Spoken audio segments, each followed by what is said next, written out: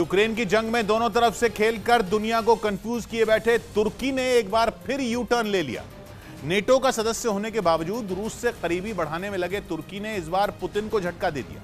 खबर है कि उसकी टर्किश एयरलाइंस ने रूस के पायलटों की ट्रेनिंग कराने से इनकार कर दिया। जबकि अब तक तुर्की और रूस के बीच उड़ने वाले विमानों पर यूक्रेन के युद्ध का कोई असर नहीं पड़ा। पूरा यूरोप रूस के हवाई जहाजों के लिए अपनी एयर स्पेस बंद किए बैठा है, लेकिन रूस और तुर्की के बीच उड़ानें आराम से चल रही हैं। मगर अब तुर्की की टर्किश एयरलाइंस के फ्लाइट ट्रेनिंग सेंटर ने रूस के पायलटों को रिजेक्ट करना शुरू कर दिया है। एयरलाइन के ट्रेनिंग सेंटर ने अपना फैसला रूस की सभी एयरलाइंस को भी बता दिया है, जिसके बाद अब रूस की एयरलाइनें फ्लाइट सिमुलेशन ट्रेनिंग के लिए अपने पायलटों को तुर्की नहीं भेज पाएंगी। इसलिए कहा जा रहा है कि पुतिन से दोस्ती बढ़ाते बढ़ाते तुर्की ने उन्हें बीच मझधार में छोड़ दिया। असल में तुर्की यूक्रेन के युद्ध का फायदा उठाकर अपना उल्लू सीधा करने में लगा।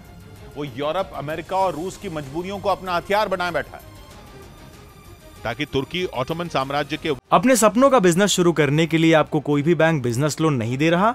बिजनेस लोन लेने का सीक्रेट जानना चाहते हो तो फ्रीडम ऐप को अभी डाउनलोड कीजिए। वक्त का अपना रुतबा दुनिया में वापस पा सके। यही वजह है कि तुर्की ने जंग में पहले दिन से किसी की साइड नहीं ली और खुद को जंग रुकवाने में लगे एक माध्यम के तौर पर पेश किया। रूस तुर्की का एक बेहद अहम ट्रेडिंग पार्टनर है, इसलिए तुर्की ने अमेरिका और यूरोपियन यूनियन के जबरदस्त दबाव के बावजूद रूस पर प्रतिबंध नहीं लगाए और अपनी जरूरत पूरी करने के लिए उससे गैस खरीदनी भी जारी रखी। लेकिन इसके साथ ही तुर्की ने यूक्रेन को बारकताश ड्रोन बेचकर अपनी तिजोरी भी जमकर भरी।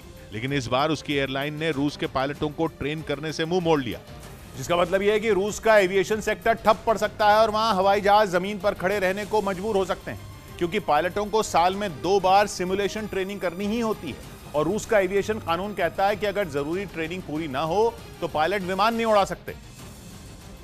यानी रूस में ट्रेंड पायलटों की भयानक किल्लत हो सकती है, क्योंकि रूस में वाइड बॉडी सिमुलेटर नहीं है। पहले ही यूरोप और अमेरिका के प्रतिबंधों की वजह से रूस का एविएशन सेक्टर जूझ रहा है, उस पर यह नई मुसीबत खड़ी हो गई। असल में चक्कर यह है कि टर्किश एयरलाइंस का flight training centre European union की एविएशन सेफ्टी एजेंसी के तहत आता है और एजेंसी के रूस को जारी किए गए flight training simulation certificate suspend कर दिए गए। एजेंसी ने साफ कहा है कि अगर किसी ने रूस के पायलटों की ट्रेनिंग करवाई तो उस पर भी सैंक्शंस लगाए जाएंगे। इसीलिए डर के मारे तुर्की की एयरलाइन ने रूस के पायलटों की ट्रेनिंग से इनकार कर दिया।